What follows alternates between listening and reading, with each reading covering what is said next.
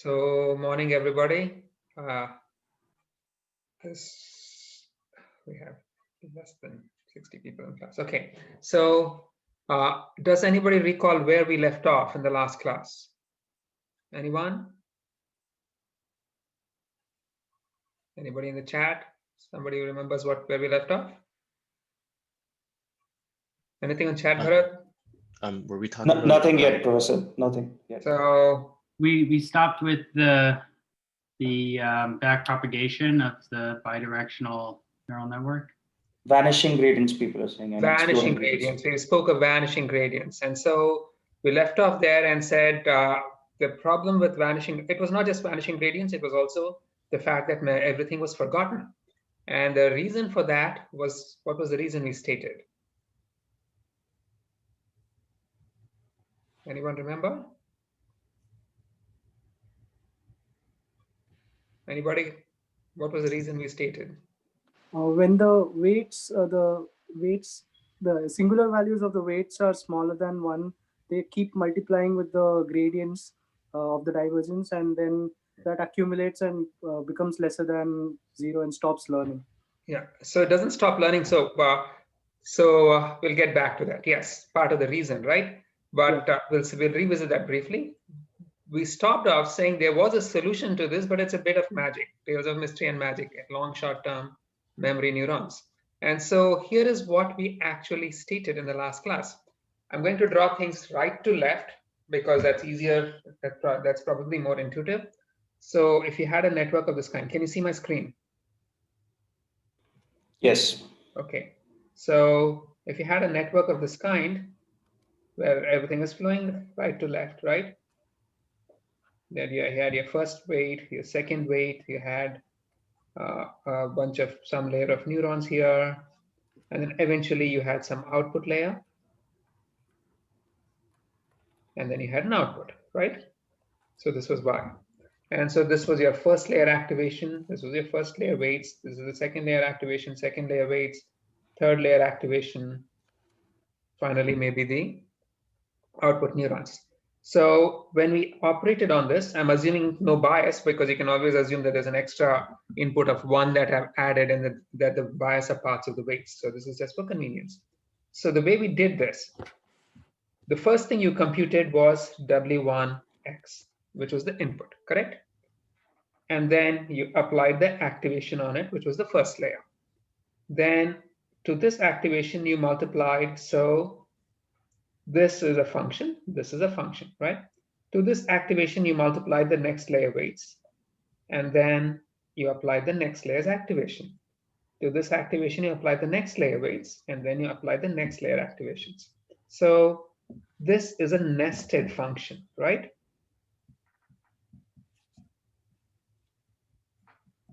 And what happens when you're going forward through the network? What were the reasons things could be forgotten? Anybody remember? Okay.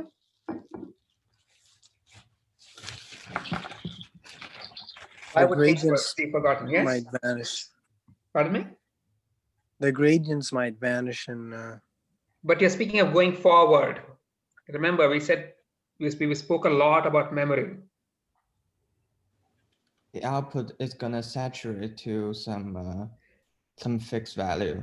The output saturates to some fixed value that has nothing to do with the input, right?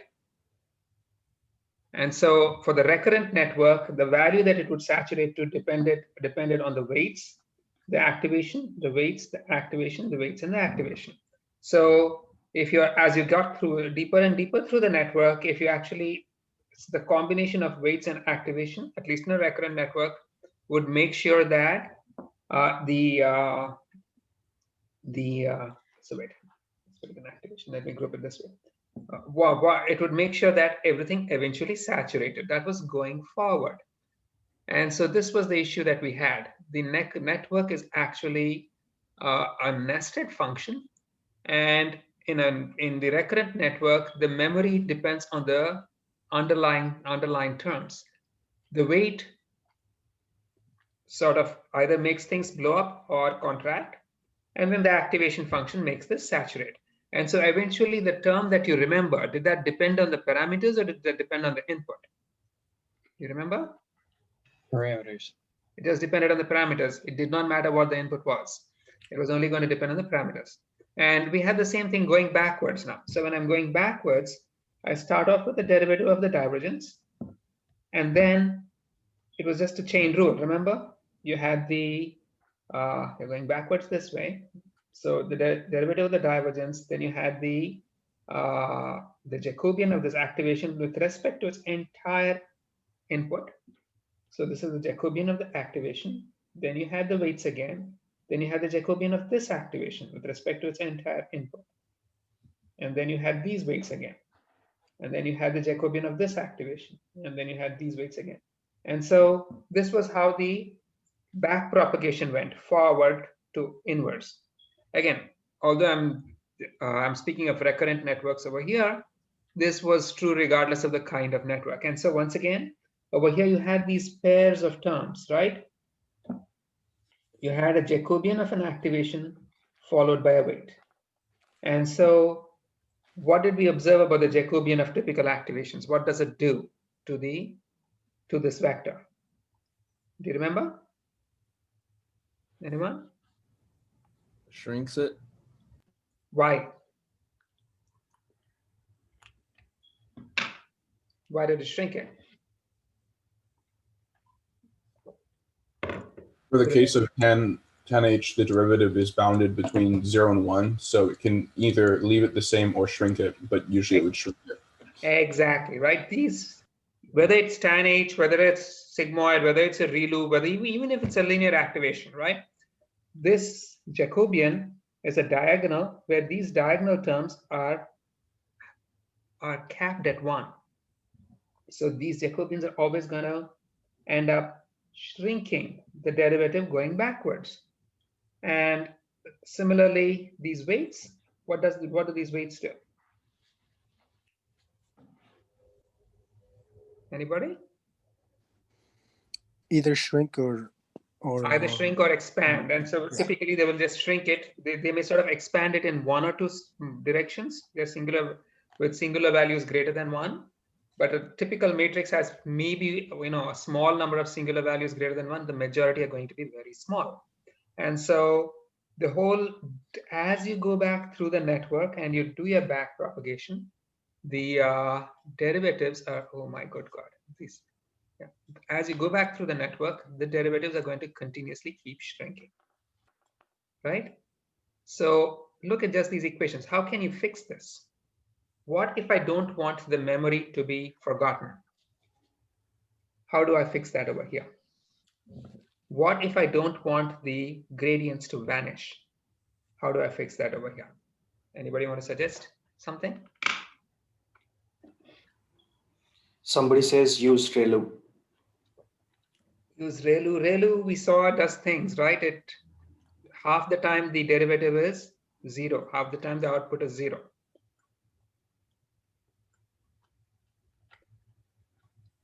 Well, I think in the case of vanishing gradients, we could do ResNet. We could just use skip connections to avoid the vanishing gradients. And in the case of exploding, you have other issues. You can, yes, that's a good idea, right? You could have ResNets, and you just, what you did in a ResNet was you added things, so which made sure that the gradient had an additional component of 1, but that would cause things to blow up, which is why you had things like batch norm and such like coming in. So here is my suggestion. What if I, remember, I am speaking of hanging on to memory, correct?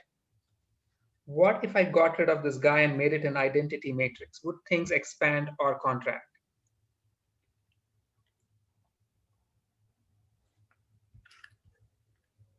Anyone?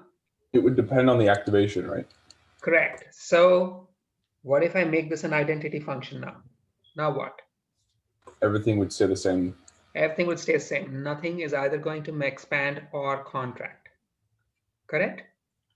Neither going backwards nor going forwards is anything going to shrink or expand. So this is the kind of behavior you want for memory. But then this is kind of naive, right? What would happen is I have something coming in, let's say time t equals 0, and I learn something. Let me call this h. But then what you're suggesting by this is that as time goes on, I have no weights applying on it, and I have no activations applying on it, which means the memory is retained forever. This works, except you're supposed to, you don't want a constant memory. What was the kind of behavior we wanted? So we were speaking of, the example we were speaking of was trying to parse some code. So when we were trying to parse some code, the idea was that we would, if you saw an open brace, you wanted the brace closed. And to close the brace, you wanted to recognize that a closed brace actually matched that open brace. Now, to close the brace, you didn't want to forget that you had opened a brace after, say, a fixed amount of time. You wanted to hang on to that idea until the brace was closed. Remember? When we were speaking of the little C program example that we saw. Or when we were looking at any other kind of pattern, when the pattern is open, you must wait for it to close, and then you close it. That's the kind of behavior we want. So what we will do is now add some corrections to these guys at every input. And what the correction will do is modify what is stored based on the input and what is already in the memory. Does that make sense?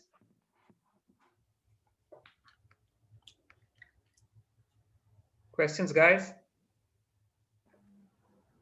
There's one that says, so this is equivalent to all weights equal to 1, but can't activation still shrink values? We have no activations either now. So we've got it. The activations are linear activations. The weights are identity matrices.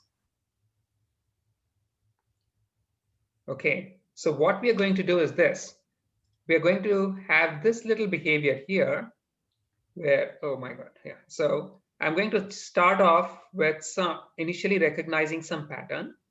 Thereafter, at each time, I'm going to modify the pattern in a multiplicative way or an additive way. It can be either, which does something very simple. I'm going to say I detected a brace over here. So this one found an open brace. Then this is time. So then I'm going to have some operation over here which says, did I find a closed, do I have an open brace, and does the input include a closed brace? Is this figure making sense to you guys? Let me erase this and rewrite. So at this time, I will just have a little pattern which says, do I already have an open brace, and does my input include a closed brace? If I have something of this kind, then if the include doesn't have a closed brace, nothing changes. This memory is going to continue to the next instant. But then at the next instant, I repeat the same test. And now maybe I find the closed brace, at which point the memory is going to be killed and there's nothing being remembered going forward. So now in this kind of behavior, what is happening is that what is being remembered depends on the input, but how long it is remembered and how you operate on it also depends on the input and not just on the parameters of the network. Did that make sense to you guys?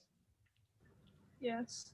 Right. So the So correction is actually part of the input, or it's part of the parameter here? pardon me? So the correction here is The correction is part of the done input. completely separately, right? So here is the basic idea behind LSTMs, that when you detect some pattern, the network does not have any intrinsic parameters over here that's going to modify the pattern. The only time the pattern is modified is if you see something in the input. And of course, based on what is already being remembered, that says this pattern must be, the memory must be changed. Okay, I see. Thank you. Right? And that makes sense. Now this gets rid of this whole business of the memory being dependent only on the input, only on the parameters, and not responding to either what you're trying to remember or, what are the triggers that you need to forget it. So this very simple little idea extension is what they call the constant error carousel in the recurrent network. So here is the behavior. You have some memory pattern, and the memory is just sent through uncompressed, no weights, no nonlinearities. The only thing that happens is that you have some gating terms. I'm calling them scaling, but you need there are different ways of implementing this, right? And the basic idea behind the gating term is that the gating term looks at the input and what is already in memory, and based on that, it modifies what is in memory. Now, of course, this is just the memory, right? But a recurrent network is updating the memory, and then it's operating on the memory to generate its outputs. So the actual nonlinear work is done by other portions of the network. These are neurons that compute a workable state from the memory. So again, you have isolated the memory from the state. And so you have a memory that's carrying everything, which is only changed based on what is seen in the input. But then you have some additional components of the network that read the memory and perform operations on it. And of course, how the memory is changed must depend on a bunch of different factors. It depends on the current input, right? The current output. And once you begin looking for patterns, then you can add other stuff, because your ability to detect patterns depends on many different factors, as we know, right?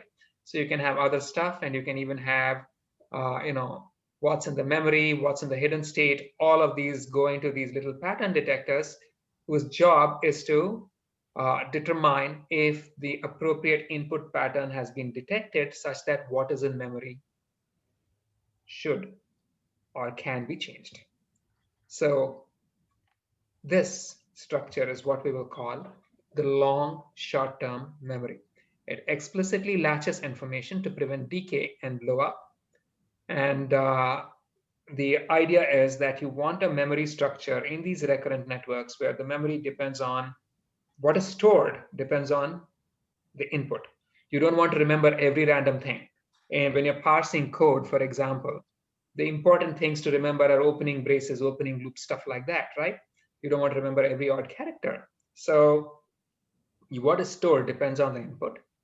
And how long the memory is retained and how the memory is modified also depends only on patterns detected in the input. That clear to anybody? Questions? Questions? No? Okay. We're not biasing the patterns in any way, right? This is through the corpus of data that we give it. It learns the patterns from the frequency of which they show up. So is that— So how the patterns are learned, such and such, like, depending entirely, again, this is learned behavior, right? Depending on the response. Everything's learned. The only key, it's the structure that we are key, that is important. And the manner in which we decide what must be stored and how it must be forgotten is learned. Does that make sense? Yes, no, raise your hand.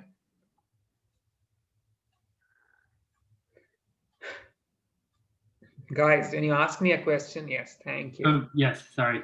Yes, because I do need a response, otherwise I will wait. That's how these classes get delayed, right? I can't see you, so I can't make out from your faces. I do need you to respond. Okay, so here is your standard recurrent neural network, things that we've seen in the previous classes.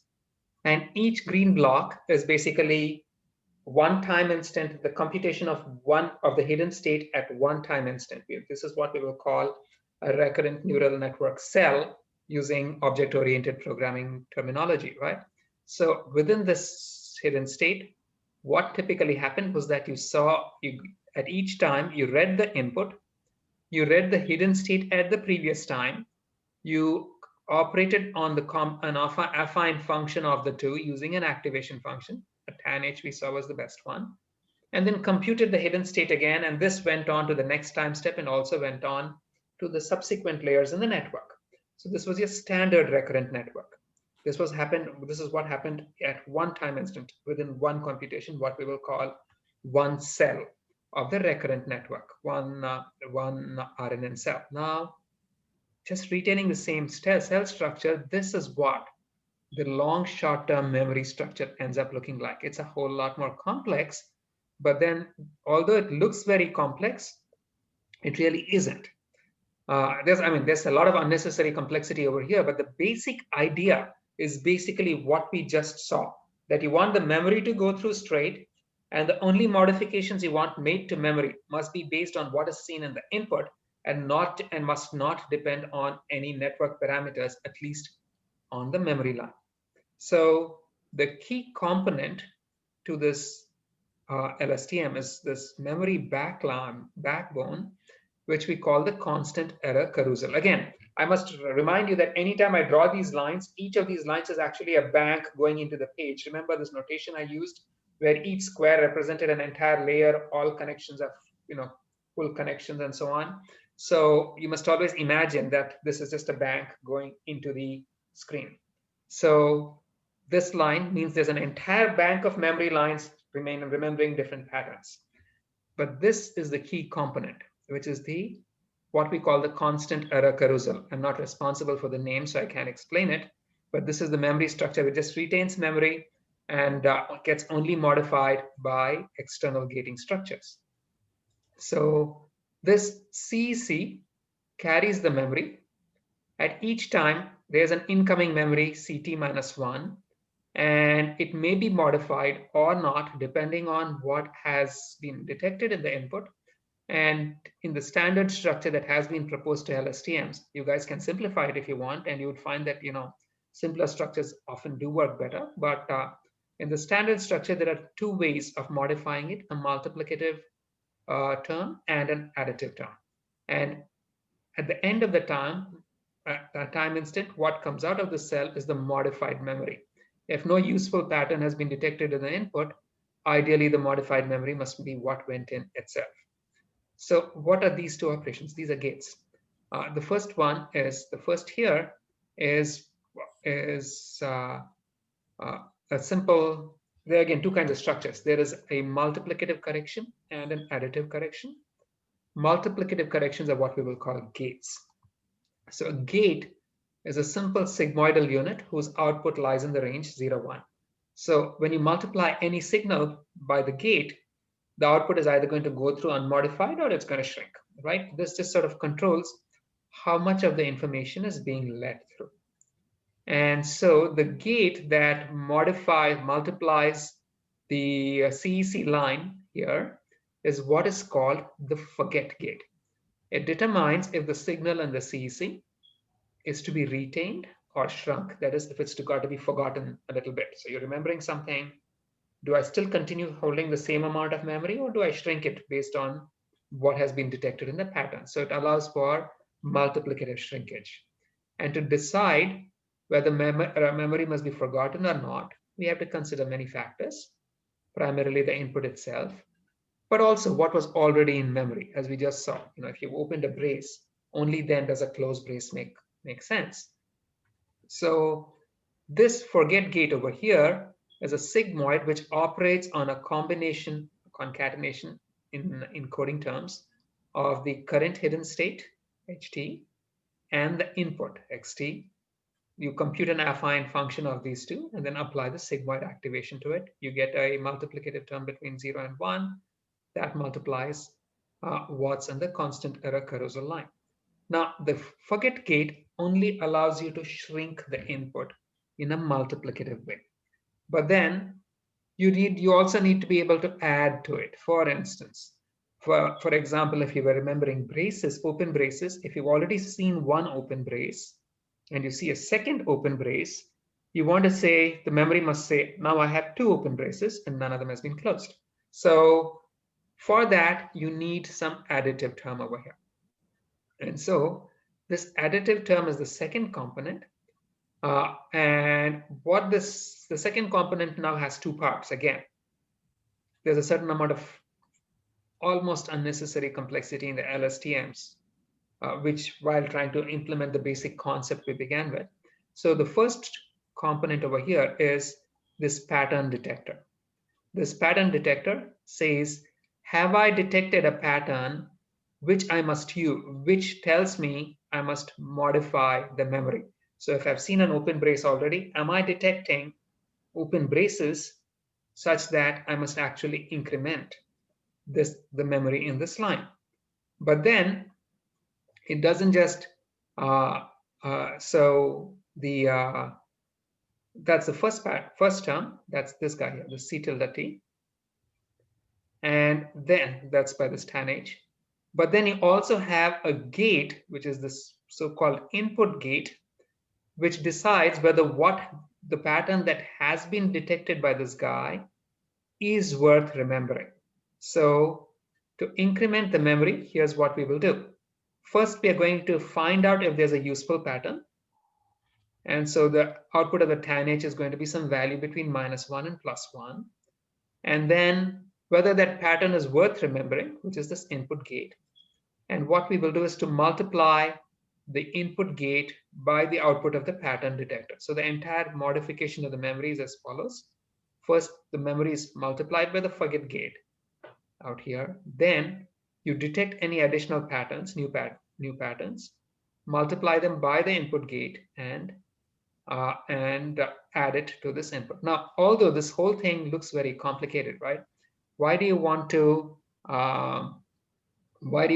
find a pattern and then multiply it by a gate? That's a rather complicated way of saying I just have a fancier pattern detector. So what happens is a tan H is an activation of this kind, which goes from -1 to +1. A sigmoid is an activation of this kind, which goes from 0 to 1. So the product of a sigmoid and a tan H is simply going to be something of this kind, where initially it's all 0, because this, and then at some point it begins to go below and then ends up. So this is a tan H times a sigmoid. Okay. So although they like to explain things in this rather convoluted way, if you think about it, this is just a slightly more complicated activation function. But here's what happens. Look at this. It goes negative. It also goes positive. So if I've seen an open brace, if I see a closed brace, this allows me to decrement the count of open braces. If I've seen another open brace, then this allows me to increment the count of open braces. So it allows you to both add and subtract to what is in memory. Now, these gates, right? The constant error carousel over here only stores what is the raw memory. But then the network itself is a recurrent network, which must apply some activation to the raw memory. So before we begin operating on this raw memory, we will first compress it using a tan H activation. And so the tan H activation is like, so you just apply a tan H to the memory component wise. But then again, to decide whether this is even worth reporting, we're going to have a second gate called an output gate, which considers everything, including current input, past memories, and so on, to decide to sort of compute a multiplicative term, a gating term, which multiplies the non-linearly transformed memory. And so the actual hidden state computed, HT, is the product of the output gate and the compressed memory. Now, all of these pattern detectors, they try to work on as much information as possible, because again, we are very dependent on these pattern detectors to decide if the memory must be modified. And so typically the pattern detector will look at the input, the raw input. It's going to look at the hidden state from the previous time, but you can also have it look directly at the raw memory itself from the previous time. So when this connection, which directly sends the raw memory into these gates, is what is called a peephole connection. Now, this is a design choice. These peephole connections are only used by these gates. They're not used by these raw pattern detectors over here for whatever reason. So here is the complete LSTM cell with all of the gates and connections. It looks pretty complicated, But then if you look at it from the bit by bit, as we just explained it, it's not very, it's not particularly complex. The previous raw memory and the hidden state from the previous time and the input at the current time come in.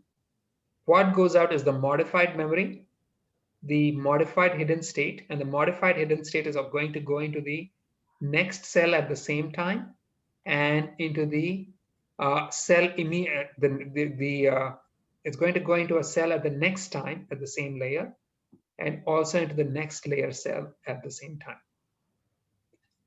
So here is the complete set of equations for one step of computation within an LSTM cell. First, there are three gates. There's the forget gate, there's the input gate, and there's an output gate. All of these three must be computed. Then there's a pattern detector, which detects if there are patterns that are worth remembering. So that's the C tilde. And the actual updated memory is going to be the incoming memory times the forget gate, plus the output of this pattern detector multiplied by the input gate.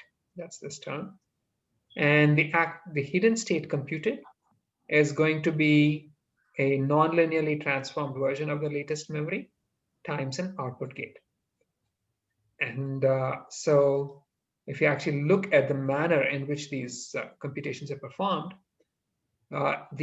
first you have CT minus 1 and HT minus 1 coming in. So we would first compute this forget gate, then we'd compute the input gate, so these two guys, and then we're going to compute this pattern detector. These three guys can be computed. These three are combined to update the memory over here. Then the updated memory is used to compute the output gate. So this guy's used here. And then the updated memory is compressed and the output gate, and the whole thing is multiplied by the output gate to produce the updated hidden state value. So this is the entire computation of the long short-term memory cell. Now these equations look kind of a bit complex, but then you can go through it step by step, and you can pretty much reconstruct these things on your own once you understand what's going on. So questions? Professor, yeah, couple of questions on chat. First is the peephole connection kind of like the skip layers? It's not really. This is just there's not. It's not a skip layer, right? I mean, remember, there's no notion of skipping. This is just a memory. So all that happened was it's a certain degree of unnecessary computation if you think about it. You have the memory going over here. I'll call this C. This memory is transformed through tan H, and maybe you have some output gate over here which multiplies it. So now you have two variants of it. You have the C and you have the H. H is basically just a transformed version of the memory. It just so happens that in neural networks, the more stuff you throw into it, the more information you're providing for these pattern detectors and these gates. So you're sending both the H and the C in. The initial design of the neural network actually didn't have this direct connection because they thought they were getting it directly from the H anyway. But then they found that when you actually add this extra line, the thing operates better. So they call this a peephole connection. It's just adding more and more inputs to these various pattern detectors to improve their ability to detect patterns and remember things properly. Did that answer your question? Yes, no? Yes, thank you. There was a second question, Bharat? Yeah. So what was the intuition for coming up with LSTMs? Like how CNNs came from studies on the visual cortex of the brain. How did the first LSTM come up? So I don't know where the authors came to it from, but the intuition behind the LSTM is basically just this, right? I mean, this makes sense to you. Does it or does it not? Whoever asked this question. Yes or no? Yes. Yeah, yes, right. Yes. So this is the structure. That's about it.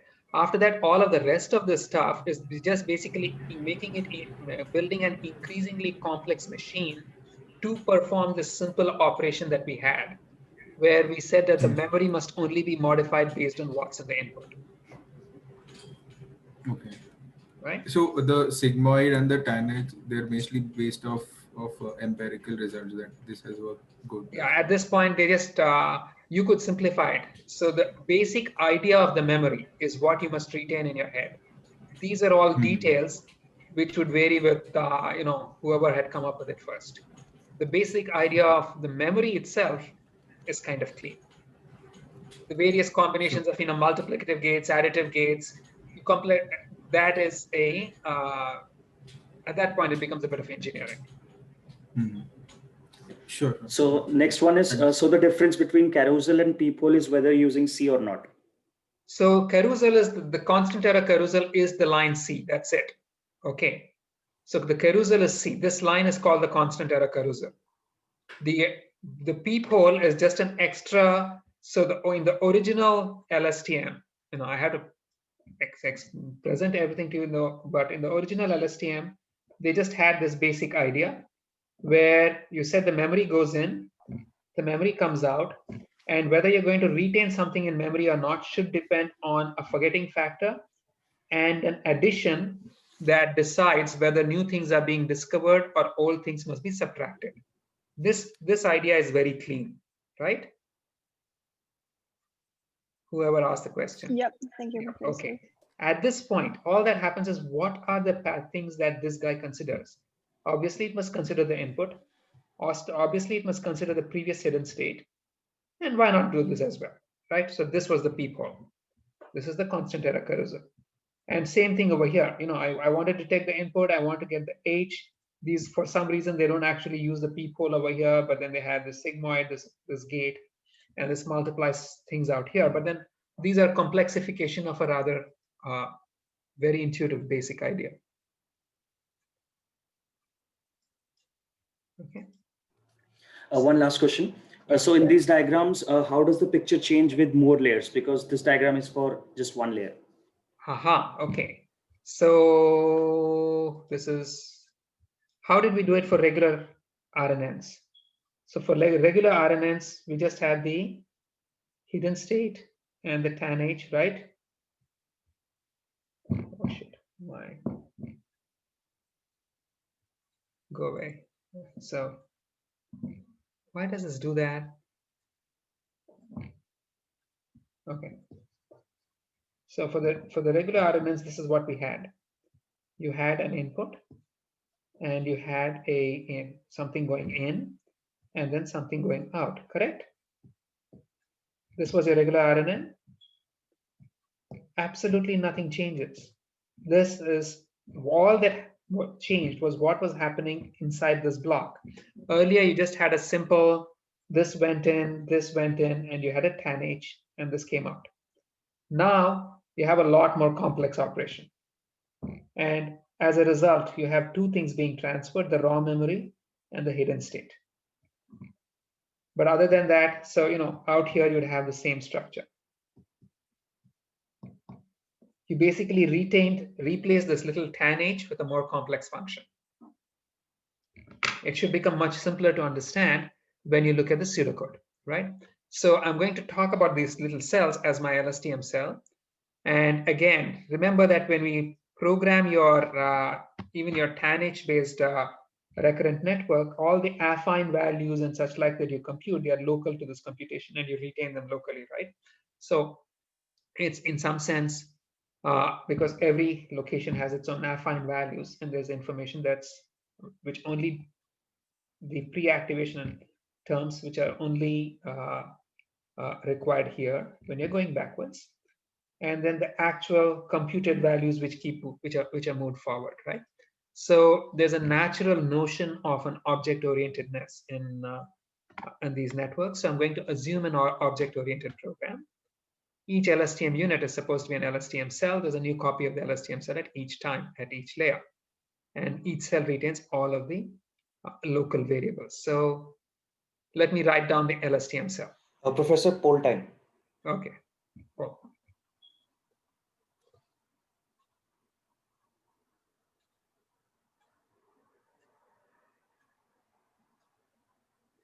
There's a poll, folks.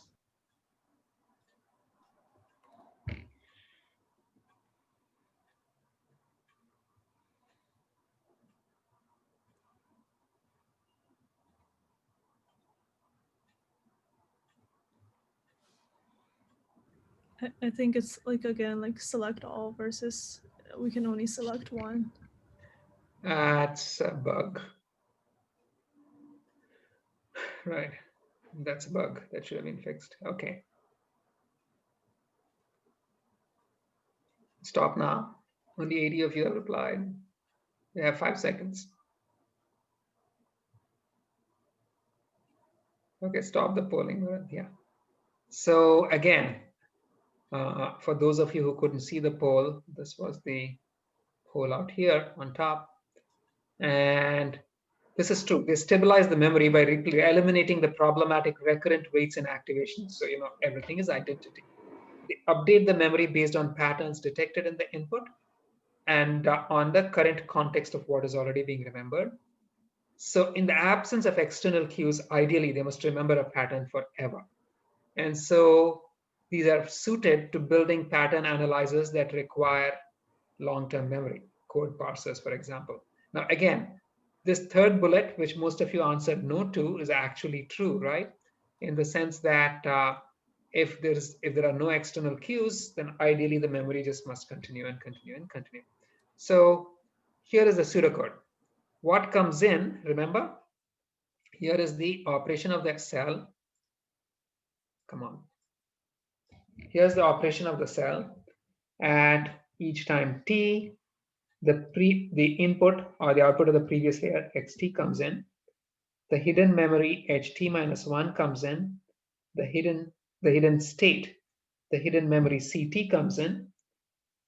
ct minus 1, ct goes out, ht goes out, and so I'm sort of drawing the look, giving you a look inside. The same hidden state goes up to the next layer. So this is the structure of the network, right? So C, the memory, the state, and the input, and the parameters, weights and biases come in. And there are only 2 outputs because, as you can see, although there are 3 lines going out, 2 of them are identical, right? And so let's look at what happens within the computation. It's very straightforward. Here is the computation within a cell. First, you would compute the affine value for the forget gate. Then you compute the forget gate. You compute the affine value for the input gate and then the input gate. And now you compute the affine value for the input pattern detector, and then you compute the input pattern detector itself. So if you look at the computation, what this means is that you have the CEC going in, CT minus 1, CT. The first thing you compute is the sigmoid. So the sigmoid first has a Z, and then it has the actual gate value, the forget value, and this is multiplied. Then you compute the input gate, which has its own Z, and the input gate. Then you compute the pattern detector, tan H, which has its own Z and the output. These 2 are multiplied, and this is added, right? This was the computation that we had.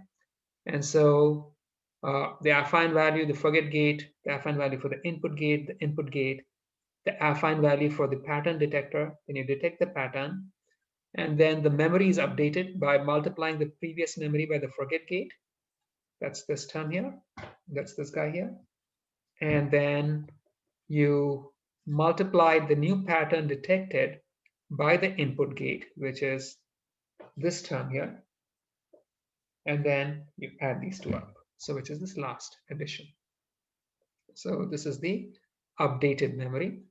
The updated memory is now used to compute the affine value for the output gate. You compute the output gate, you compress Watson memory and multiply it by the output gate, and now you get the new hidden state. And you return the memory and the hidden state. This is the cell with computation within the cell. And then when you actually perform the full forward computation, here's what happens. You're going through time. At each time, you can say that the hidden state value for the layer 0 is just the input. Then you go through the layers. So at each time, you are sort of, so H0 is xt, right? And then you go through the layers like so. And at each layer, what happens is you obtain as input. Now, each of these is an LSTM cell. So each layer is going to get as input the output of the previous layer, the state from the previous layer, and the state from the previous time, and the memory from the previous time. It's going to output the CT, the new memory, and the new state, which comes out and goes forward, right? So that's basically all that's happening in this little cell. And so when you go to the next time, you already, so the input is the state from the previous layer at the current time, the state from the same layer at the previous time, the memory from the previous time. You use these to compute the new state and the new memory and just loop through the layers. And then finally, for the output layer, you just sort of take the output of the final layer, compute the affine value, and then finally compute the output. So did this answer the question of how do you stack these things up? Whoever asked this question. Guys? Yeah, okay, very straightforward, right? Now, training the LSTM is very simple. It's just like regular RNN, except you have to back propagate things through an LSTM cell. So let's see how hideous it gets. This operation makes it really nasty, okay? Suppose I want to get the divergence with respect to CT. What are all the influences that compute affected? First, there's the influence of this guy, changes to HT, CT affects HT. So the derivative of HT must be propagated backwards to CT. But then there's also this line that I must account for. And then there's this direct line that I must account for. And then there's this line that I must account for. And then there's this line that I must account for. And then there's and there are several more, right? I can just keep adding things. When you actually look at what are all the terms that the CT influences and what are all the terms that I must back propagate the derivatives through. So also, what about the derivative for this hidden state? There's this thing coming from up there. There's stuff coming from here. There's stuff coming from here, and so on. It just keeps, and then there's this more complex thing. So I can keep adding more and more paths of influence that I must consider when computing these derivatives. So this rather ugly structure makes it look like computing derivatives must be devilishly hard, right? And so I'm not going to explicitly derive the derivatives with respect to these terms, or even with respect to the weights. This is just the, memory and the state, but then you also have the weights, right? I won't do it. If you want to do it on your own, I'll leave it as an exercise. But then I'm going to go back and say, how many of you remember homework 1, part 1? Raise your hands. I expect to see 120 hands raised because it was pretty painful, right?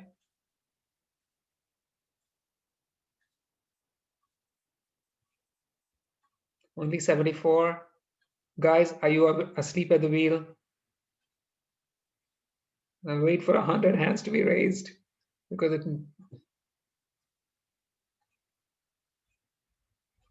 Guys, do you remember homework 1, part 1? Those of you who are not raising your hands, do raise it.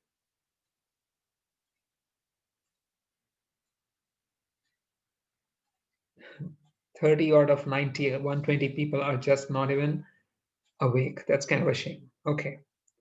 So I'm going to call you out on Piazza words. So anyways, can you tell me how that would apply to simplify this problem? Anyone? What we learned in homework 1, part 1. The auto gradient will just do it for us. We don't have to do anything.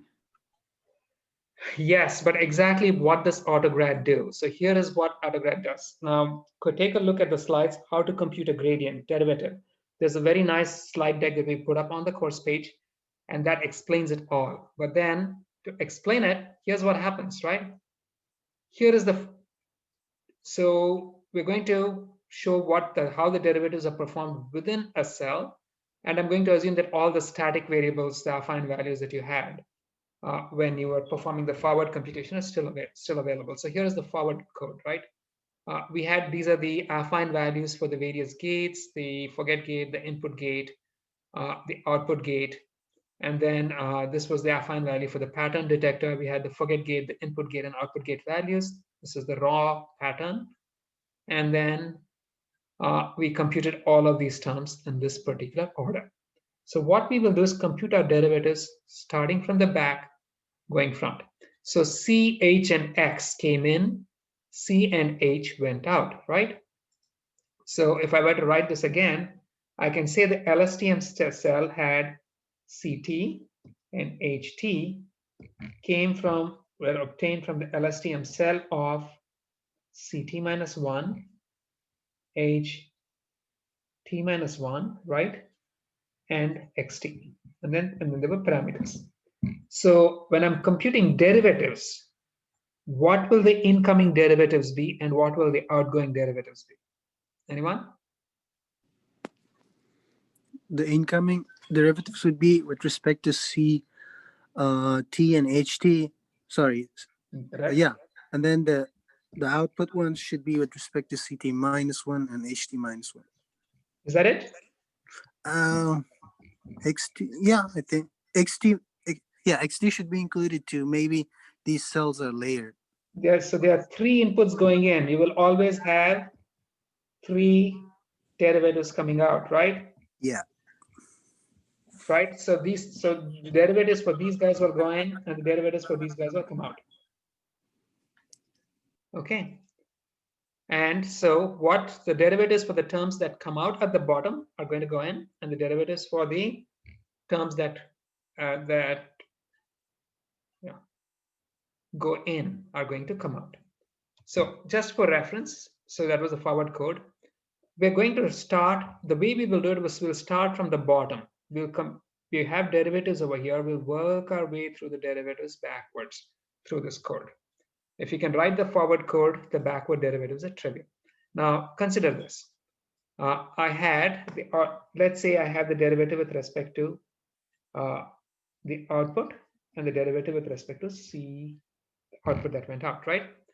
Now, the last computation that I performed over here was that the output was the, what was it? The C. This was HO, right? So that I said HO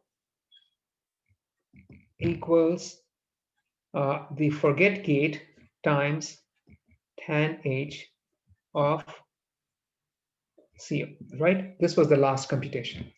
So if I'm given the derivative for HO, what are the terms for which I can compute derivative for over here? Anyone? For this guy. Okay, let me help you with this one, right? So there's a term to the left-hand side. Yes.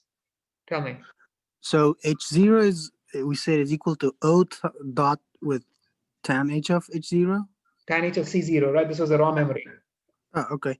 So if we're given the derivative of H0 with respect to the gradient of H0, we could compute it with respect to, we could say that's equal to,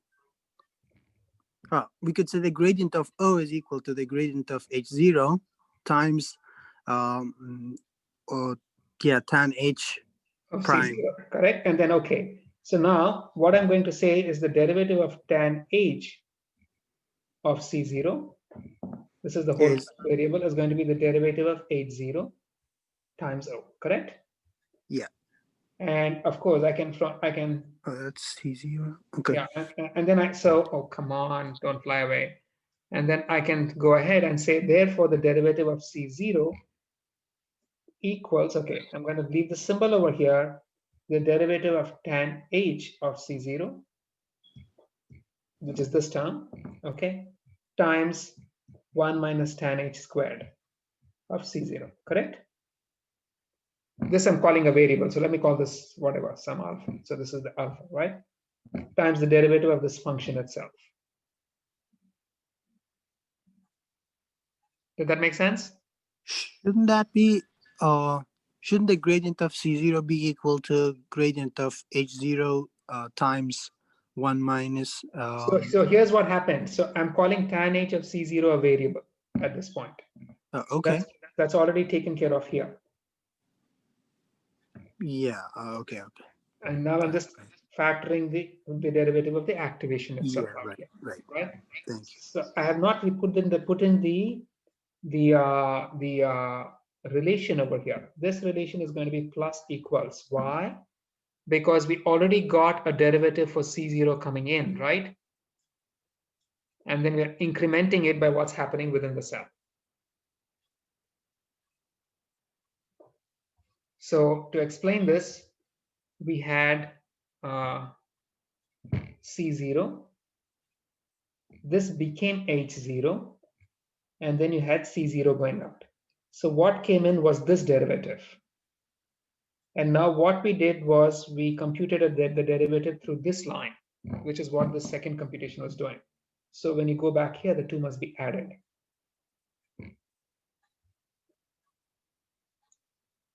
That makes sense? Yes. By the way, I have a quick question in there. So we multiplied. I shouldn't say multiplied. We sent the output of C0 through a tanh function, and then multiplied it with an output gate to get H0, right? Correct. So like C0 was already went through like tan hyperbolic function. Why would we multiply it? Why would you send it again through a nonlinear hyperbolic function? So no, hang on. So this was a tan H. You had an H0, okay? And then you had a CO, okay? Yeah. So modifying this guy is going to perturb both of these.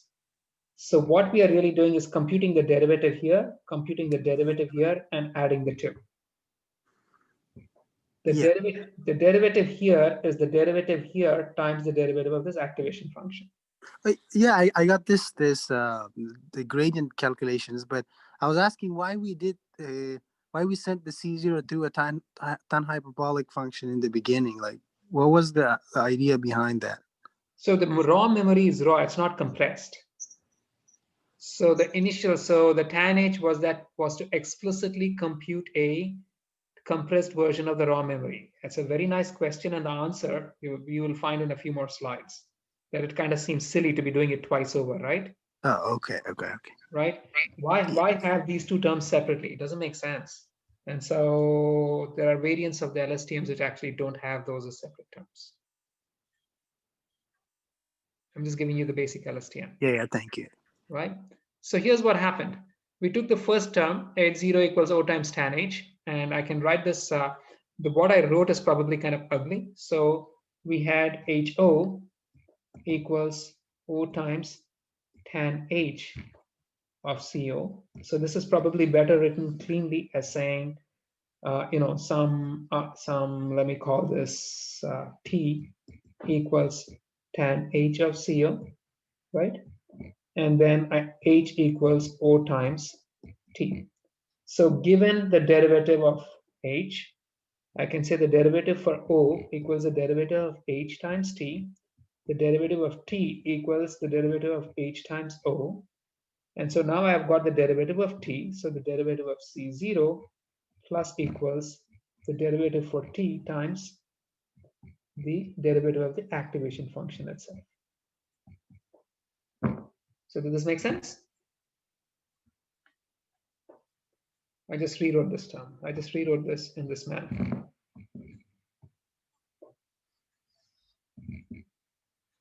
These two are the same. Guys, questions? A couple of questions on chat, Professor, not related to this though. The first one is, are we limited to only sigmoid functions for the forget gates, or can we use other activation functions? The sigmoid is basically the forget gate is a compressive gate, something that lies between 0 and 1. Right, so it's a multiplicative term. So we are sort of restricted to sigmoids. You don't, and you want things to be between 0 and 1, otherwise it will blow things up. The ones that actually have the ability to add, increment or decrement, those are the additive input lines, the ones with the pluses. Cool. And the next one is, we can define forward, backward for cell. It should be faster than using AutoGrad. AutoGrad is doing exactly this, by the way. Right. So look at what's happening here. I just went backward through this equation. I had the DHO. So from that, I computed the DO and the DCO, right? Then I go backwards through the equations. So now I computed the derivatives for the right-hand terms from the derivative for the left-hand term. Now I'm going to go back up. I'm going to compute the derivative for, I already have dO, so I'm going to compute dZO. Then now I have dZO, so I'm going to compute the derivative for the weight, this, and then CO is appearing yet again. The derivative for this weight, this H, this guy, and this guy. So I had the derivative for O, I computed the derivative for dZO. Now I have the derivative for dZO, so I can compute the derivative for the weight. I can compute the derivative for this H. I can compute the derivative for this X. I can compute the derivative for this bias. The weights and the bias. But then I can also compute the derivative for the C over here, and because this is the same as the output, this is going to be incremented. I can compute, basically I compute, I'm getting myself tangled up, but I can use this term to compute derivatives for every one of these terms because it's very straightforward.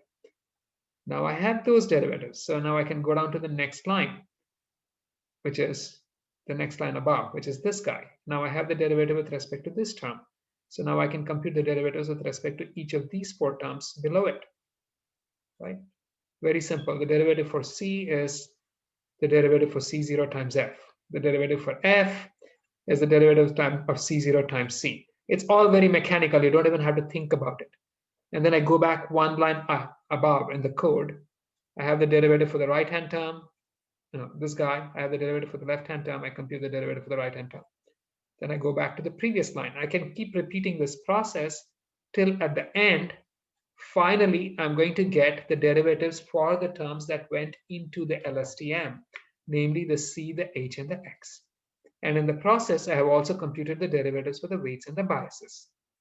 So go back and take a look at this code kind of carefully, but you get the whole idea of how the whole thing works. We just sort of worked our way backwards. And in fact, this is exactly what your AutoGrad does. It's even more explicit than this if you look at these slides which say how to compute a derivative. Take a look at it very carefully, and that explains how you can actually simplify this forward computation when you write it down. So computing the derivatives going backwards is trivialized. And so the outcome of all of this was that the what looked like a very complicated piece of arithmetic became a fairly mechanical procedure for computing derivatives going backwards. Now that was for within a single cell, right? But then you have to do this for the whole network. So now we're going to go back. This is the forward computation. You went from the beginning to the end and through the layers. In the backward computation, you're going to go from the end to the beginning. For the output layer, the computation of derivatives is just like a standard RNN or an MLP. But then when you go back through the layers, now we are going to use the derivative computation for the LSTM cells that we just saw.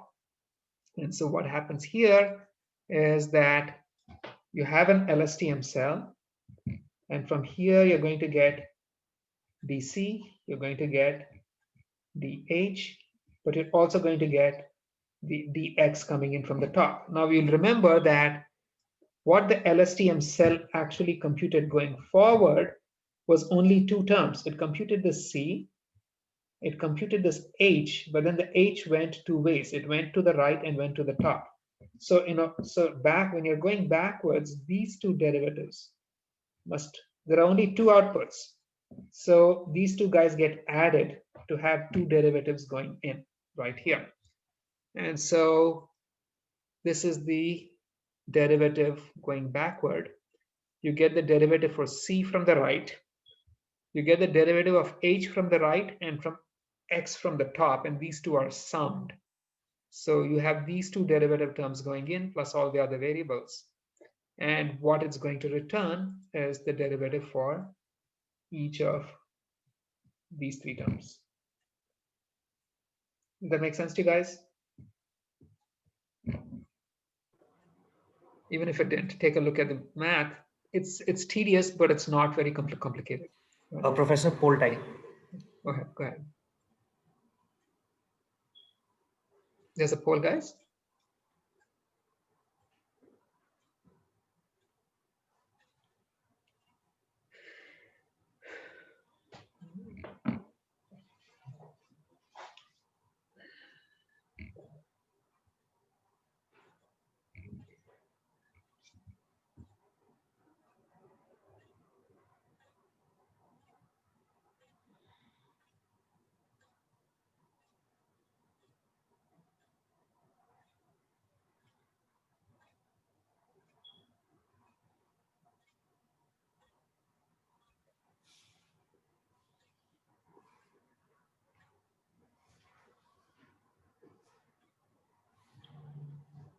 Okay, 2 seconds.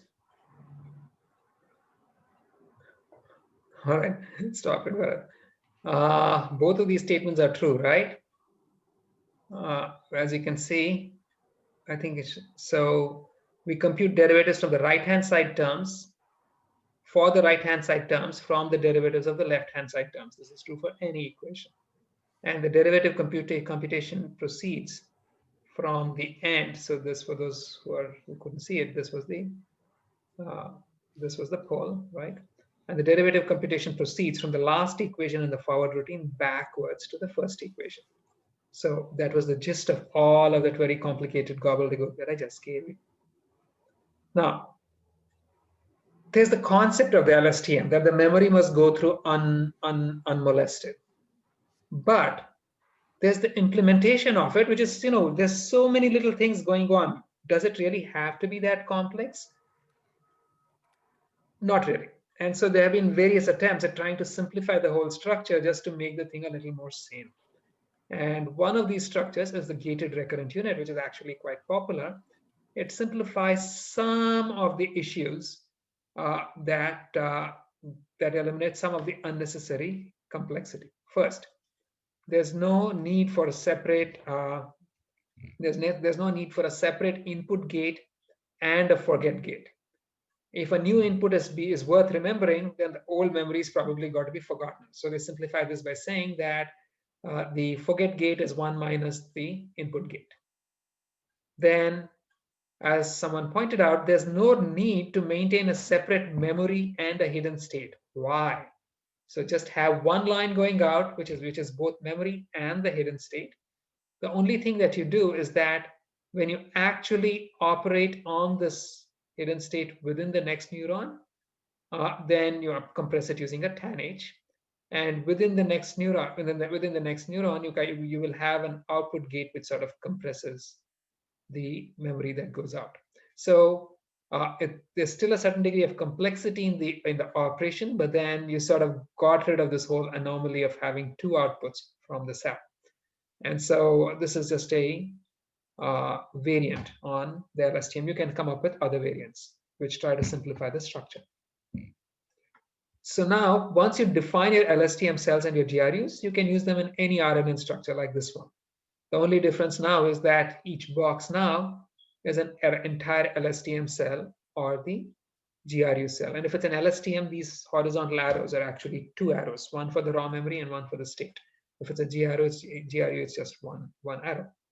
And you can even have them in bidirectional structures like so, and keeping in mind once again that these cells are now either LSTM cells or GRU cells or their equivalents. And so here's the story so far. We've seen that recurrent networks are poor at memorization because memory can explode or vanish depending on the weights in activation. They can suffer from the vanishing gradient problem during training. So error at any time cannot affect parameter updates in the too distant past. And then, if you've forgotten about the open brace, then there's nothing important about seeing a closed brace. This kind of issue happens with conventional recurrent neural networks. So LSTMs and their basically gated recurrent networks, which use this constant error carousel structure with no weights or activations, they try to address this problem. And so they do not have vanishing gradient problems. They don't have memory just being forgotten in the absence of input and so on, if designed properly. And designed properly is an issue that's going to arise in this week's quiz. They do suffer from a different problem, which is that of exploding gradients. Because regardless of all of this, because things can get added, and because things get compressed going forward by the various gates, when they are going backwards, they're going to get expanded. And so you can have exploding gradient issues. And so it doesn't solve all the problems, but sort of gets halfway there. And so we've sort of defined the recurrent neural network structure, but there's still some significant issues like the divergence. How do you compute these divergence, and how do you use these networks? So this still remains, and that is in the next set of slides that I'm going to continue at this point with. But any questions so far before I jump to the next set? Nothing on the chat. Nothing on the chat? Okay. So let me see if I've got to. Oh no, this became too big. Let me see if how I do the slideshow.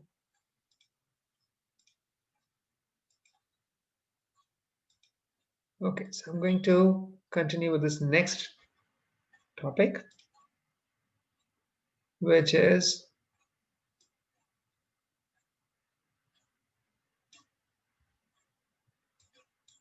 I'll wait for a few seconds for any more questions. Professor, quick question. Do you want me to pause or stop the recording right now, or should I No, wait? no. So just continue. Let this recording continue, right? So I'm going to start now, and a lot of these topics are things that we are already familiar with. Let's continue at this point, right? So in the key issue, we've defined the recurrent network. We've addressed the issue of stability. We've addressed the issue of memory fading, gradients vanishing, and things like that. But then there's a very important issue in all of this. The output, the divergence that we defined was between the sequence of outputs of the network and the desired sequence of outputs. And how you define this divergence is going to really influence what the network learns and how we use the network. So what we're going to look at in this lecture and the next is we're going to discuss network architectures, how to train recurrent networks of different architectures. We'll discuss the issue of synchrony between the network output and inputs, and how to train networks when the target output is time synchronous with the input, when the target output is order synchronous but not time synchronous, and how to make predictions and inference with such networks. Now, we've seen earlier there are many variants to recurrent neural networks. I've taken these images from Andre Karpathy. So pink boxes represent inputs, the green boxes represent hidden layers, the blue boxes represent the output layer. Here, each input is individually processed by the hidden layer, and then finally you have an output. There's no recurrence. This is just a conventional MMP. So this can be used to deal with time series, but then you'd process each input on the series independently. This one shows a recurrent network with a time synchronous output. What this means is that the network processes a sequence of inputs and then produces one output for every input in synchrony with the input. So this is the kind of thing you'd need if you were performing, let's say, a stock market prediction. Every day you see the input and make a prediction. Or if you were doing part of speech tagging, you see a sequence of words and then you assign a tag to every word. And then the third variant is full sequence classification. You see an entire sequence of inputs, then you make a prediction, like in speech recognition, or if you're looking at text and doing sentiment analysis. This is the kind of network you'd have. And this fourth variant is the key one. This one, again, this is order synchronous, but not time synchronous. And so what is happening over here? I have a sequence of inputs. I have a sequence of outputs, but I don't have one output for every input. And rather, I have an output. The outputs occur intermittently. The order of the outputs is important. You can't change the order of the outputs. But what you do have is that you don't necessarily have an output for every input. For example, if you were doing speech recognition, the input is going to be a sequence of speech vectors. The output is going to be the sequence of words that was recognized. And words, you don't get 100 words a second, you get maybe 4 words a second. And so whereas your input is going to come in at 100 words per second, 100 feature vectors derived from speech. And that sequence of feature vectors relates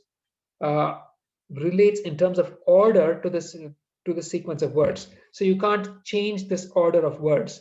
This portion, if this were speech, this portion of the input definitely corresponds to this word. This portion of the input would definitely correspond to this word. So there is order synchrony between the input and the output, but there is no time synchrony. So did this distinction make sense to you guys? Raise your hand. The difference between time synchrony and order synchrony.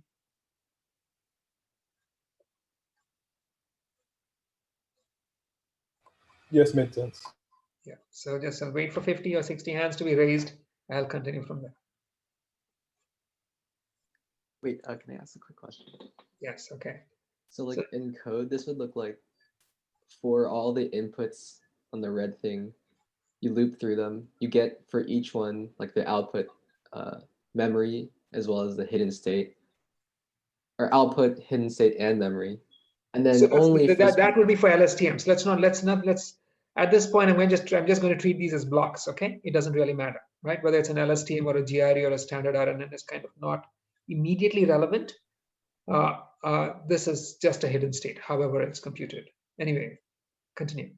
Oh, yeah, so like basically, like how are you actually picking which outputs to keep? That was the point of this and the next lecture, right? It makes, and you're dealing with this already in homework too, right? So, but continuing, right? Here are more variants. This is what I call a posteriori sequence to sequence conversion. You have to read the entire input and then produce the entire output. So this is what you'd need if you were doing machine translation. Or you have the one-to-many. You read a single input and produce an entire sequence of output. So this is what you would do, for example, if you were doing something like image captioning. You get an input and then you produce a sequence of words, right? So these are all different variants of networks. And let's look at this first. You know what? It's 9:17, and I have to go through a whole bunch of slides. So I will stop right here. Bharat, pause the recording. Pause or stop? Pause, right? Okay. Yeah, let me continue. So let's start off by looking at this simple model first, right? This is just a regular MLP.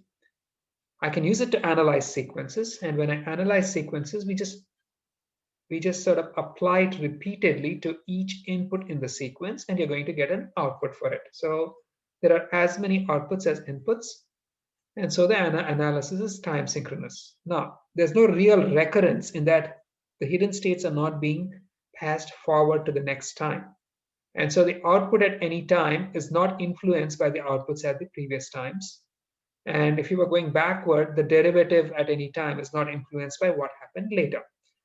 So because we have one output per input, during training, we will also have one desired output per input, because you're treating each input independently. And so the divergence is going to be, so the output sequence is going to be exactly as long as the input sequence.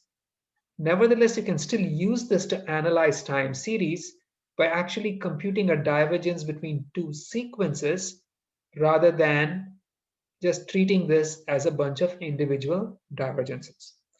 Now, to train the network, so now we will need the divergence between the output target sequence and the input target output sequence and the input sequence.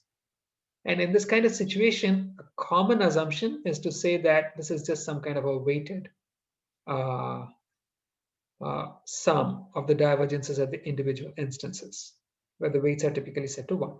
And now, of course, we can just, so in which case it just reduces to a standard MLP, saying that, I'm treating, although these are all sequences, I'm treating each observation and its corresponding target output as an individual observation.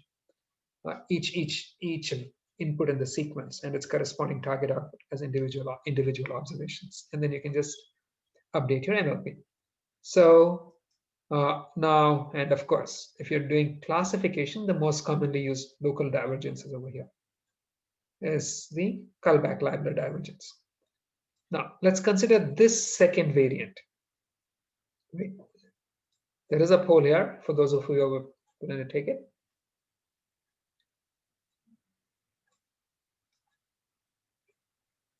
That's these two questions.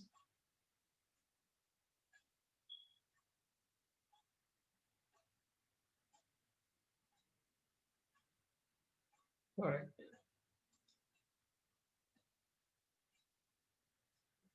Stop in 5. All right. All right, guys. Now, so conventional MLPs can be used to model sequences. Yeah, as we just saw, the way you connect up these, MLPs with the sequences through the divergence, which actually is between sequences. So now let's consider the second variant. And while we're discussing it, we'll also sort of briefly detour into language modeling. This is a time synchronous network. The network produces one output for each input. So again, there's a one-to-one correspondence between the input and the output. So this is a genuine recurrent network, which means that the output at any time is also related to what is computed at other times. So the fact that I'm calling this yellow an adjective is dependent on everything else that happened in the sentence. The fact that I'm calling the wood a noun depends on everything else in the sentence. So this again, if your network is unidirectional, in this case, you're going to be processing the input from the beginning of time to the end of time. You can have bidirectional networks where you have one component processing it from the beginning of time to the end of time, the other processing it from the end of time to the beginning of time. It doesn't really matter. What really matters is that for every input, eventually there's one corresponding output. So there's a one-to-one correspondence between the inputs and the outputs. And for the purpose of explanation, I'm going to assume it's unidirectional, but this generalizes. So now, when you train the network, we know exactly how to train the network. You're going to use variants of gradient descent. We'll use BPTT. So we start off by defining a training set, where each instance in the training set is an input sequence and a desired output sequence. And so in the forward pass, we just pass the entire input data through the network. We're going to get one output at each time. In the backward pass, we're going to compute divergence gradients by back propagation from the end to the beginning. This is BP back propagation through time. I mean, this is stuff we've seen, so I'm not spending too much time on it. As a first step, we compute the divergence between the sequence of outputs and the sequence of desired outputs. And then back propagation actually now uses the derivatives of this divergence to train the network. And again, this divergence need not be the sum of local divergences for each of these guys. Remember that, right? And now, once we have this divergence, we are going to assume that we can compute the derivative of the divergence with respect to the outputs at each time. Even though the divergence is computed between the sequence of desired outputs and the sequence of actual outputs, it's still a function of every one of these guys. And so you're going to assume that you can compute the derivative of the divergence with respect to each one of these outputs. And so this is the key. In order for us to be able to perform back propagation, we really need to be able to compute this derivative for the divergence at each time. So otherwise, you can't really pass things backward through the network. And so that ability to compute the derivative of the divergence, with respect to the outputs at each time, that becomes our challenge. Now, so the key is this one. We need to be able to compute the derivative of the divergence with respect to yt for every single time t. Now, although the divergence is between two sequences, at this point, we will try to simplify. And you'll see why this simplification makes sense in the next class. So one common assumption we'll make over here is to simply assume that the divergence between these two sequences is simply the sum of the divergences for individual outputs. And why can we make this assumption? Because this is time synchronous. For every time there is an output, for every time there is also a desired output. And so I can just say that I'm just going to compare the desired output at this time with the actual output at this time and compute a divergence. I can do that at each time. And then I can sum up all of these divergences and I end up with this sum divergence, which is the divergence between the two sequences. Now, this is not strictly going to be true always, but in the case of the time synchronous model, this kind of assumption can be made and is often valid. So this is basically what we're going to assume. Now, you might want to make modifications to the model where you don't make this assumption and a lot of the math will change. But then, I mean, some of the math will change. You'll see why. So here's what we have, right? And now because the divergence between these two sequences is the sum of the divergences at the individual times, if I want to compute the derivative of this divergence with respect to any given yt, I just need to compute the derivative of the local divergence at that time with respect to that yt, because the rest of them don't actually, this guy doesn't actually influence the local divergences at other times. Now, and of course, for classification problems, the typical divergence that we will use, the local divergence at each time, is going to be the Kullback-Leibler divergences at all of those times.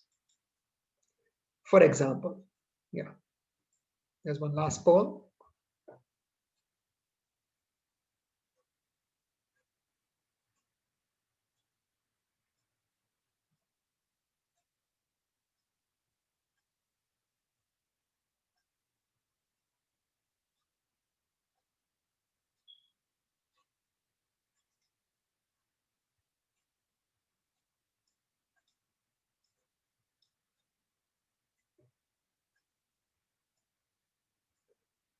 Okay, let's stop this. All three are true, right? For time synchronous RNNs, there's a one-to-one correspondence. The first and the third are the true. The second is not true, by the way. I'm sorry. There's a one-to-one correspondence between every input and output, and the divergence between the true and desired outputs can have an additive, can just be added up.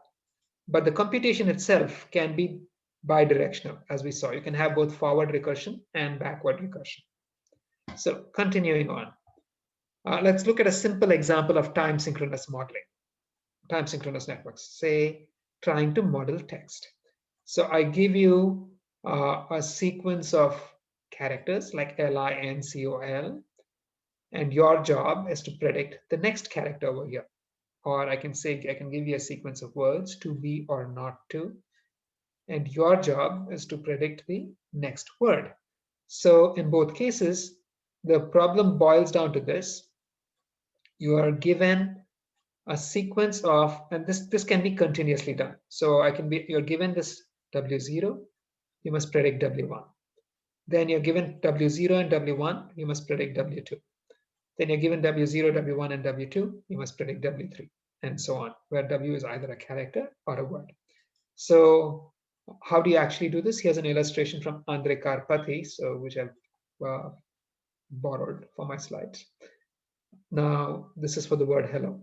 Here, the input is a sequence of characters HELL, and the network has to predict the next character. So after reading H, it must predict E.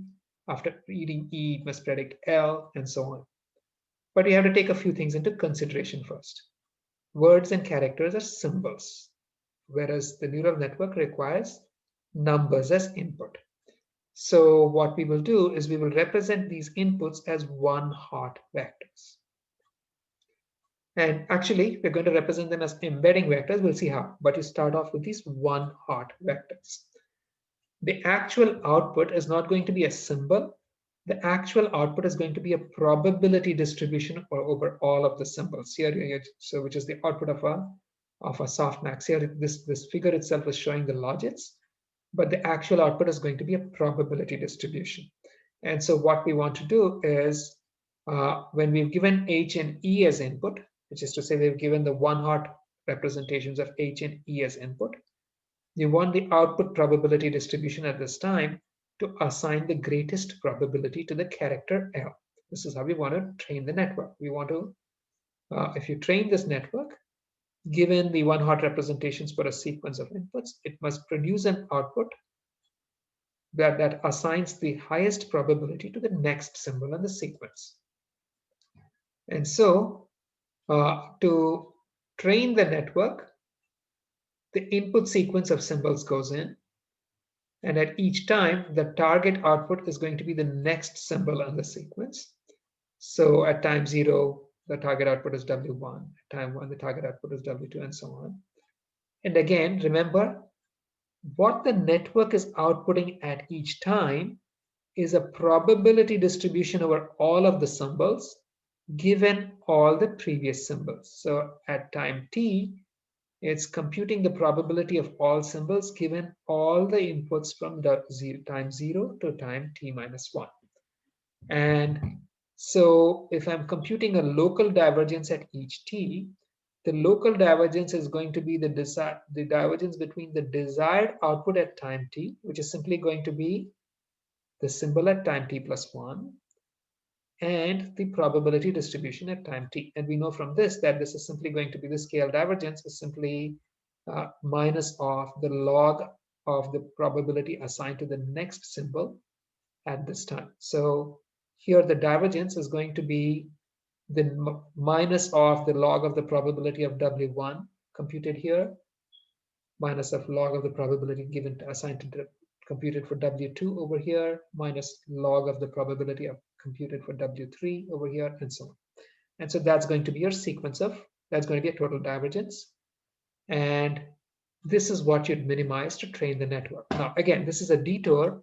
We're really talking about modeling language. So this is the slight detour into modeling language using time synchronous networks and more generally language models and embeddings.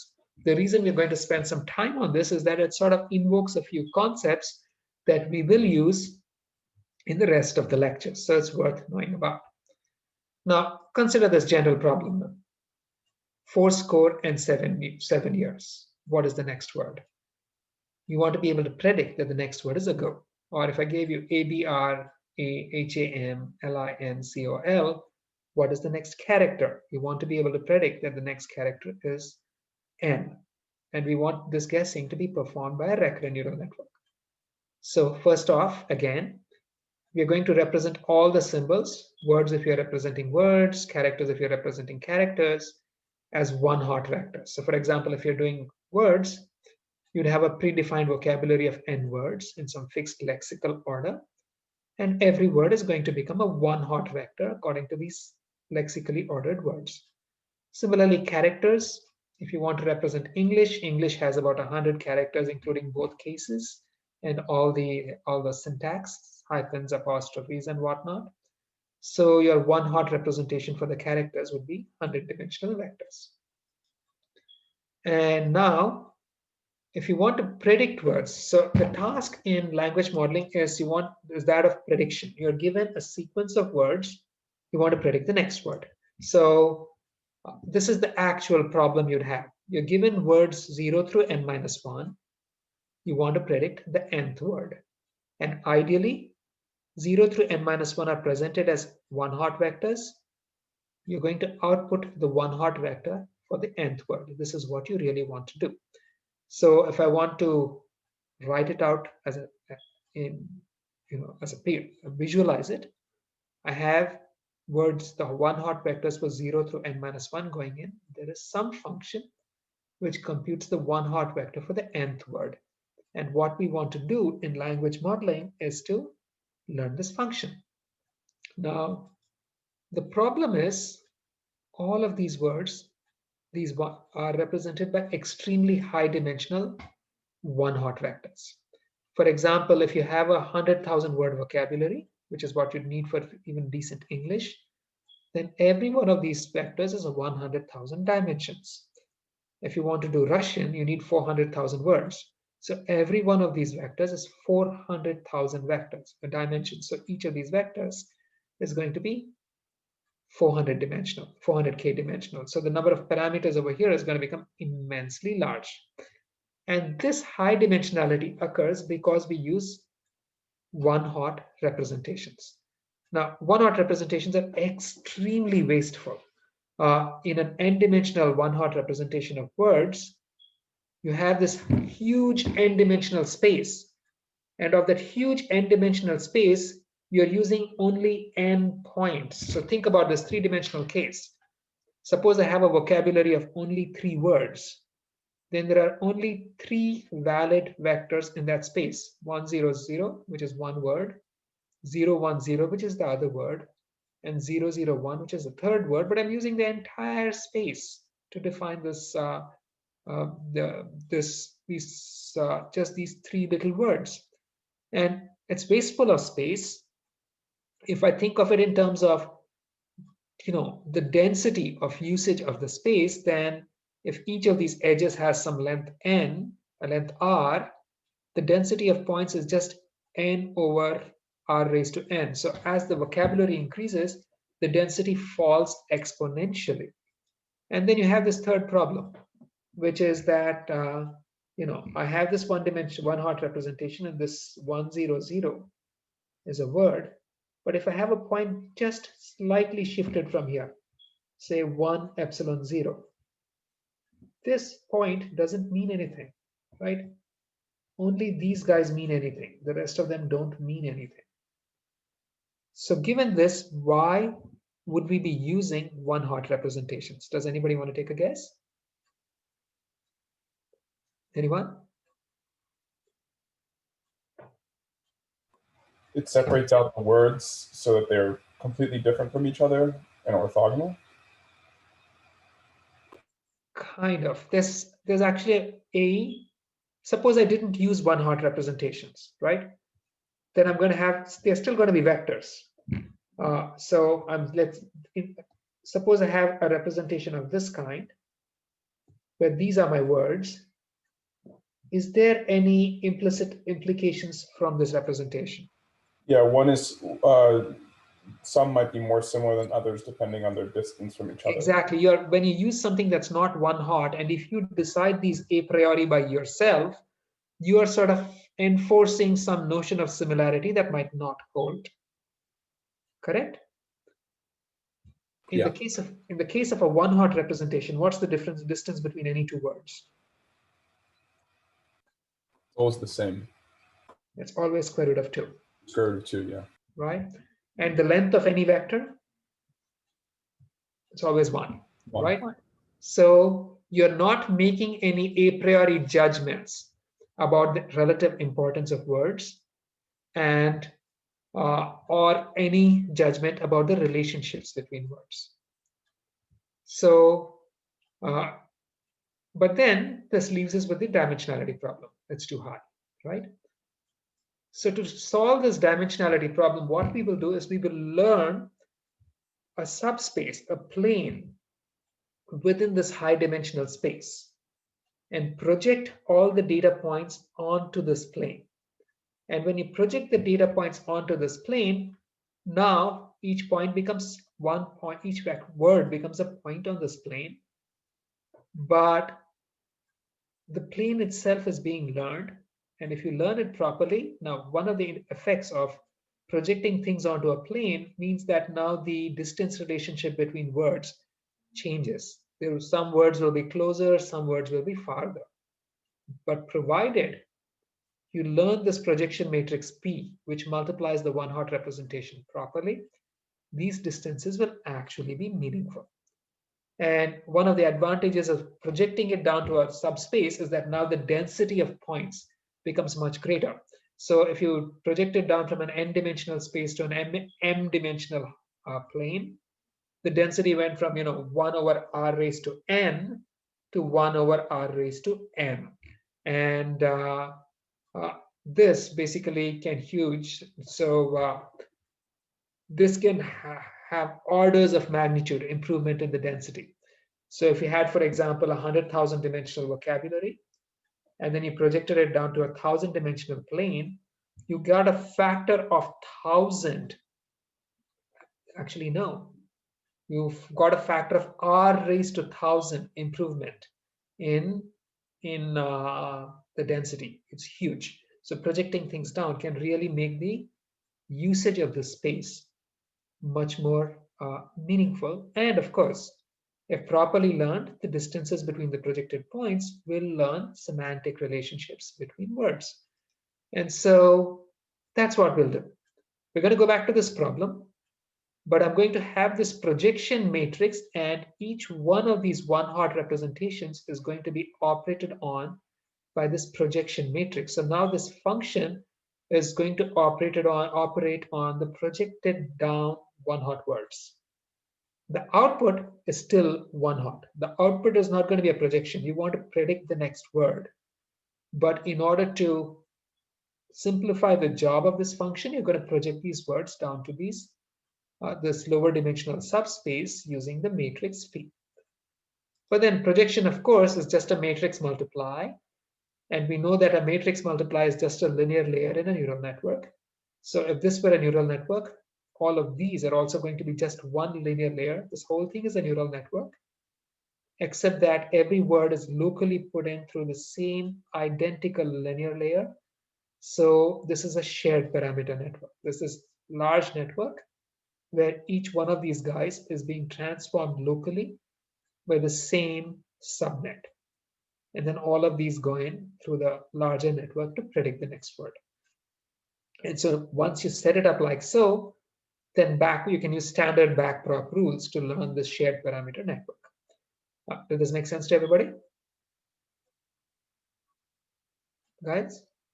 Yes, now raise your hands if it makes sense.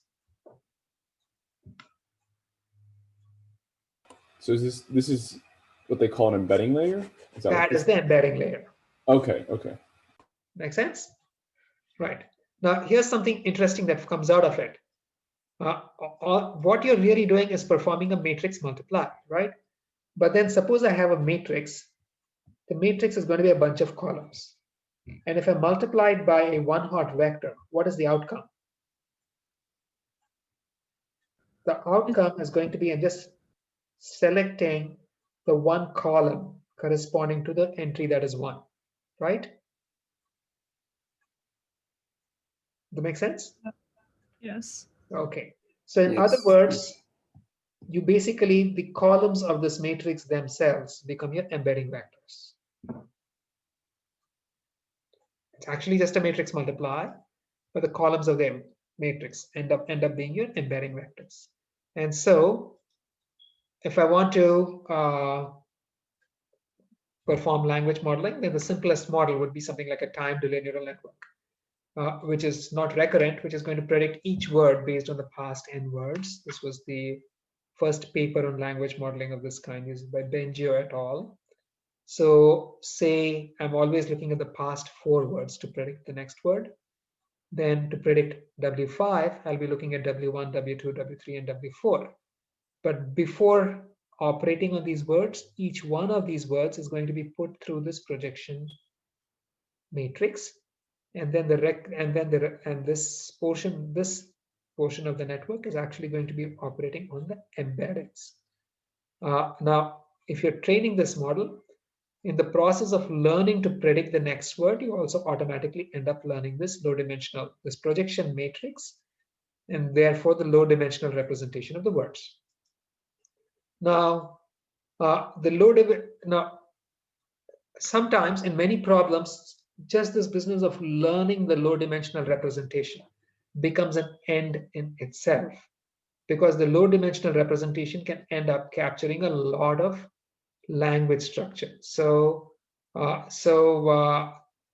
people have suggested various alternate models to learn predictions, which are neither recurrent nor convolutional. For example, this model here, this is the soft bag of words model, where you use the previous keywords and the subsequent keywords in any sequence to produce the central word.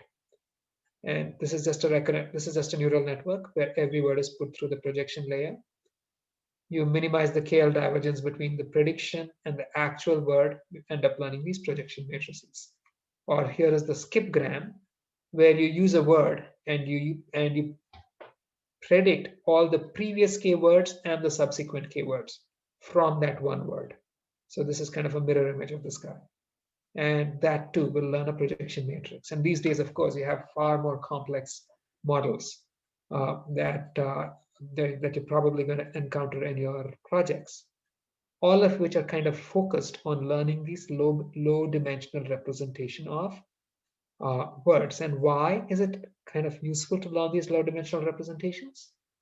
It turns out that the low dimensional representation can end up capturing a lot of language structure.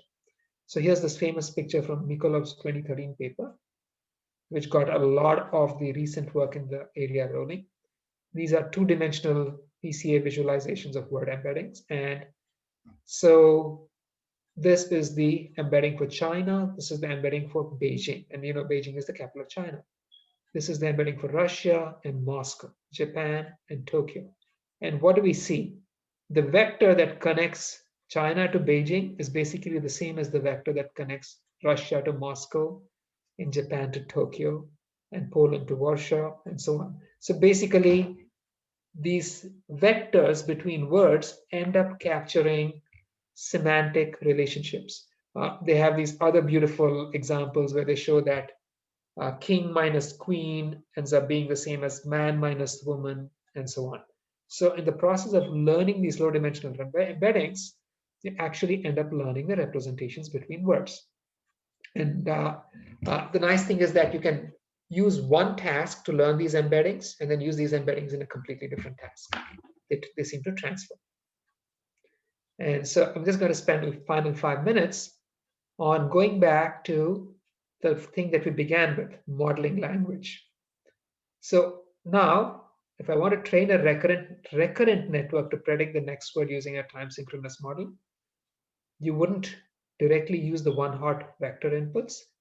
You'd use their embeddings, and then you would actually make predictions using these embeddings, the predictions of the next word using these embeddings. Now, simple RNNs are really not great for this task. So typically you'd use one or more layers of LSTM units. So these green boxes would be layers of LSTM units.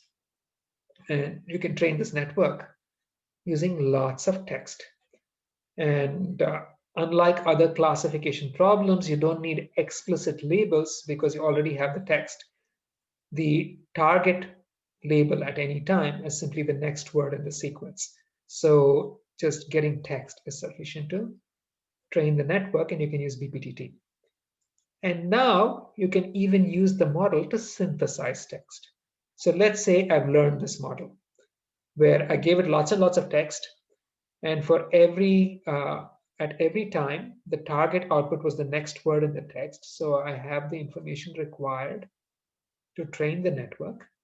And once I've trained the network, I can use it to generate text. So I can just give it, say, the first few words in a sequence.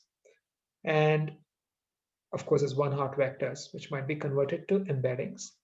And then when the last word goes in, the network will output a probability distribution for the next word. I can randomly draw the next word from this probability distribution and output it. And now I can input that word that was drawn from the distribution as the next word in the sequence. This is going to be one hot word, right? This is a word. I'm going to present it as a one hot vector over here and get its embedding. And that is presented as the next word in the sequence. And then the network will produce a probability distribution for the next word in the sequence. And from that, I can draw the next word. I can feed that back in and generate the next word, and so on until I've generated an entire sequence of words. And I can continue this until you encounter some criterion that you have chosen to terminate generation, like generate n words, or keep generating words till you encounter an end of sentence marker. Or if you're generating programs, keep generating symbols till the final brace is closed. And so if you go back to the original example I showed in class, where I started off by saying, who wrote this code? This was generated by a recurrent network. This was just a recurrent network trained with LSTMs, trained on Linux source code. It was a character level probe model. And then they input a first sequence of characters to the model and let it generate the subsequent characters. And you see that this is what it's generated. It's done an amazing job of generating a very cogent piece of code. Or here's something that's even more interesting. I'll see if I can play this for you guys. This is the last bit, so I might as well. Can I? Oh, not this. I think share computer sound is. Let me try playing this. So this one was a neural network that was trained on a bunch of MIDI files. And then they used the neural network to generate more MIDI and converted it to music. And here's what it sounds like. Right. Can I play it?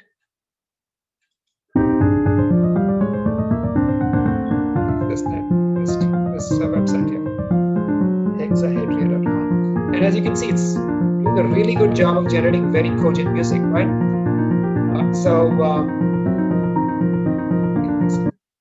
Anyway, thanks for staying with me, guys. I'll stop here. That was the termination of today's lecture. We'll pick up from the next topic in the next class. But Bharat, you can stop. Anshan, you can stop the recording.